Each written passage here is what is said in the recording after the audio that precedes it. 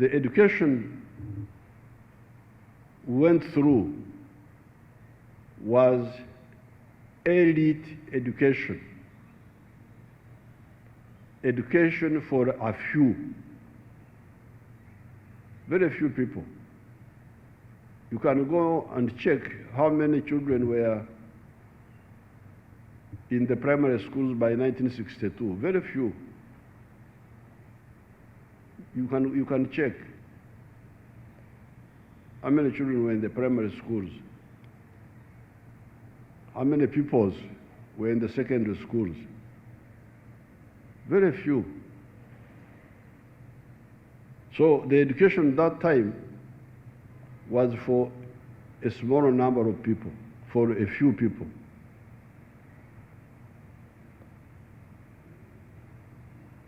But when we came in, we could not accept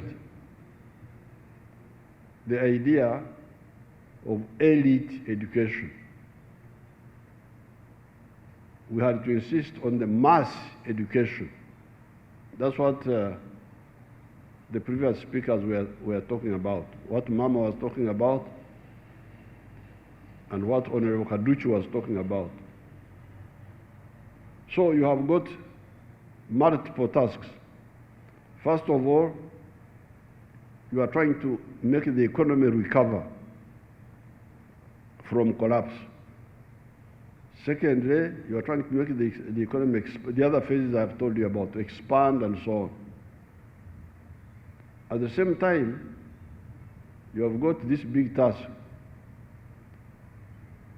of not just dealing with a small number of learners, but dealing with the large number of learners. If we are dealing with a smaller group of learners, we would have few teachers to teach them. And they could be paid very well, the few teachers, to teach a few. But what would be the impact on the country? You have heard what Honorable Kaduchi told you, that because of the mass education, in spite of all the problems we have, the literacy rate has gone from 43% to 76% now. So now,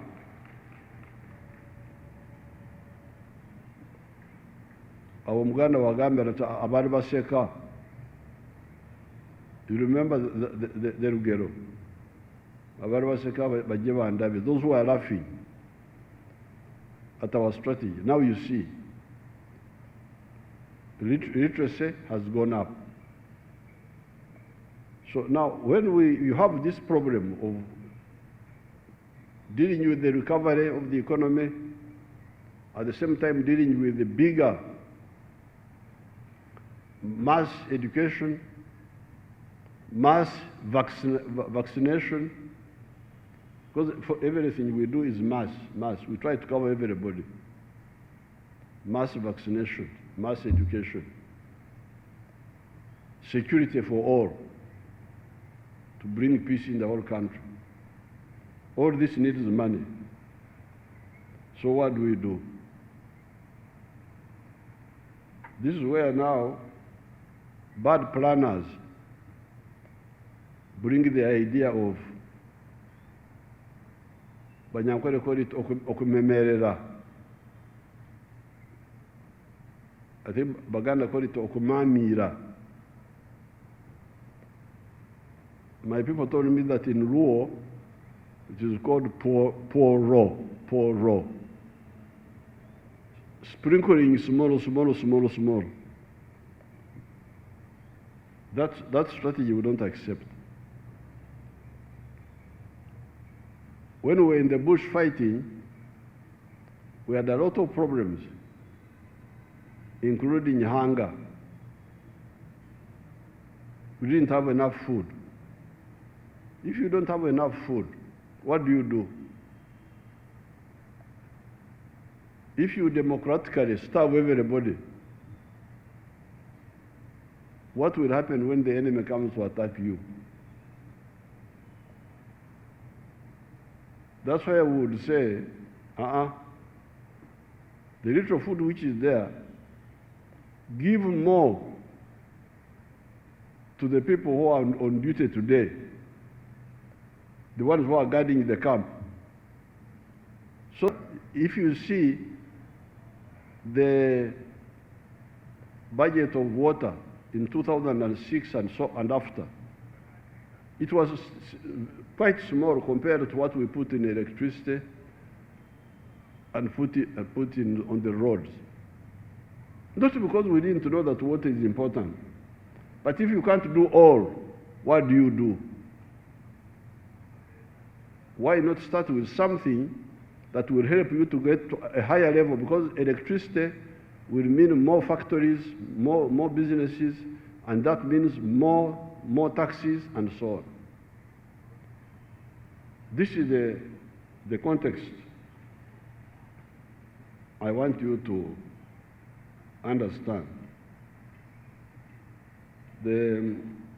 Of course, Mama told you other aspects, like for instance, the teachers in the private schools are getting less money, but they work more. That one is a challenge. So therefore, our intention is very clear. The economy is growing. You can see the economy is growing quite fast. You have seen inflation is low. Our target is to pay all the public servants well, but also increase the numbers of the public servants.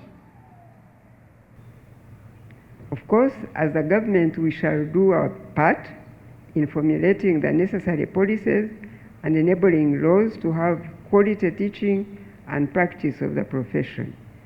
In this regard, many of you are aware of the National Teacher Policy approved by the Cabinet in 2019, and subsequent to this policy is the National Teacher Bill 2024 that is now in Parliament for consideration before enactment into law. I encourage all teachers now to make their voices heard by contributing to the shaping of an enabling law that will regulate this noble profession of teaching. It is in your best interest to have safeguards in place for your profession to ensure that the right persons join it, that the profession is practiced in accordance with the expected standards, that those who go astray are also corrected appropriately, but also have provision to let go those who disregard what the profession really stands for. As I said earlier, the context in which the teaching profession is practiced has changed rapidly over the last 30 years, and there is enough evidence to show that this rate of change is not going to slow down any sooner. Therefore, as your voices air out your perspectives, I urge you to look to where we are and where we're going as a country. Do not get stuck in the past or present.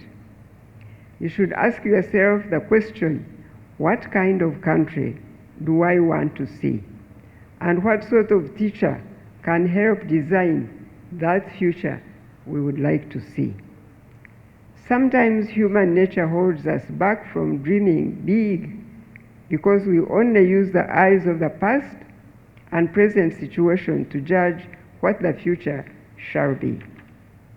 Our voices, and indeed that of teachers, have words, and words have creative power for either good or bad. King Solomon wrote in the biblical book of Proverbs, chapter 18, verse 21, saying, in quotes, "Death and life are in the power of the tongue, and those who love it will eat its fruit," unquote. Let teachers use their voices to bring positive, creative, and innovative energy into the teaching profession. But I must say, that when you cannot envision the kind of country you want to see or your great-grandchildren to live in, you may not rightly speak into the kind of teaching profession you desire to make the education system catalyze the transformation journey to that envisioned future for our homeland.